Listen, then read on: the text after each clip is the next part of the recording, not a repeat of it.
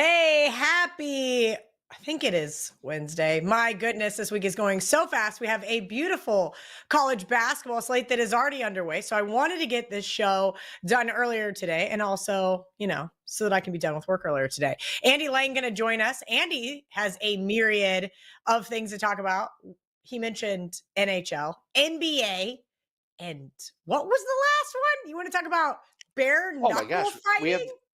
bare knuckles fighting. Although I'm guessing they're not. I'm not going to field a lot of questions on that. But we do have the players. Probably biggest golf tournament of the year so far.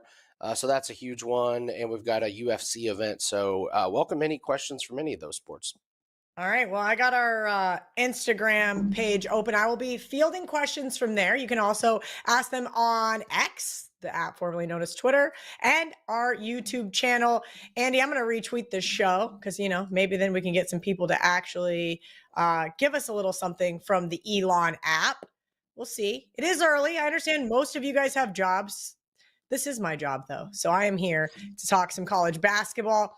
Game that is going to be underway here shortly, about 15 minutes because it got pushed back. TCU, Oklahoma early in the week. Porter Moser was rumored to possibly be going to DePaul. What a weird setup. We kind of touched on this game last night, but if you guys missed it, I said I cannot trust Oklahoma in this spot. TCU's been bet up a ton because of a couple injuries to the Sooners players named I believe McCollum and more, but I will double check that here in a minute on X to make sure those guys are out. But those were kind of swirling around. But I do not trust Oklahoma because this team turns the ball over, not only on offense, but on defense more than, about 65% of teams in the country. They do make their free throws down the stretch. So if this one comes close, that will be the reason why they do cover. But lean towards the Home Frogs on the money line here. Another game really quickly we'll talk about, and I tweeted about earlier. I said, what? KU hit +3 this morning on Heritage, and I thought on the Wagertalk odds screen, I thought, what? The rest of the market's going that way. There's still some 2.5s out there at FanDuel, DraftKings, it looks like, which I kind of think they're taking a position here.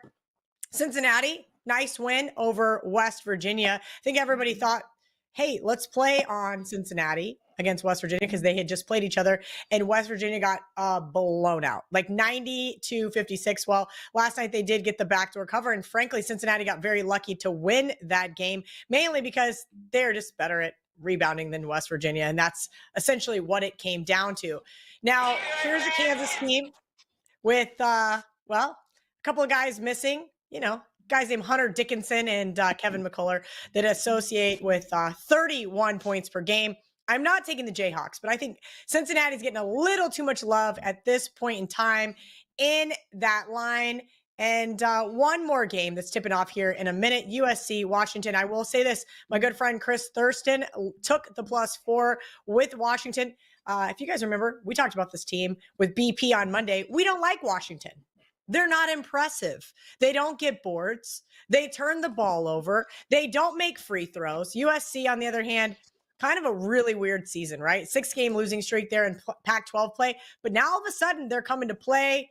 You guys didn't see it. BP, I believe, has a 45-1 ticket on the Trojans and Andy Enfield to win the Pac-12 tournament. That one is going to be absolutely nuts if that cashes. So keep an eye there. We got some questions from the chat. But let's go to Andy Lang and see what he likes tonight in the association.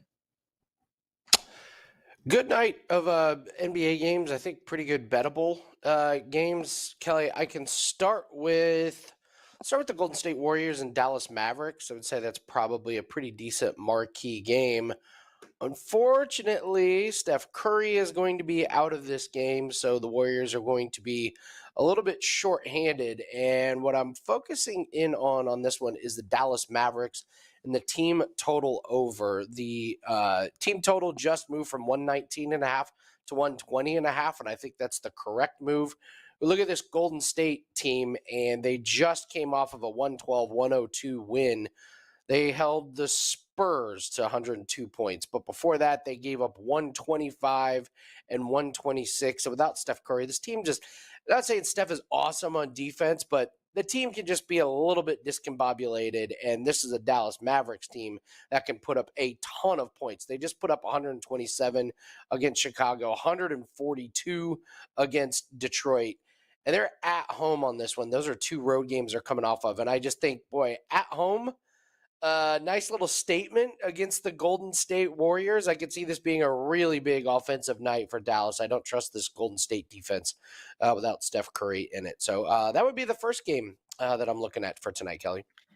All right, couple of questions in the chat. I'm going to answer this one. Nevada to win the Mountain West. Nevada on a nice 7-game win streak there in the Mountain West.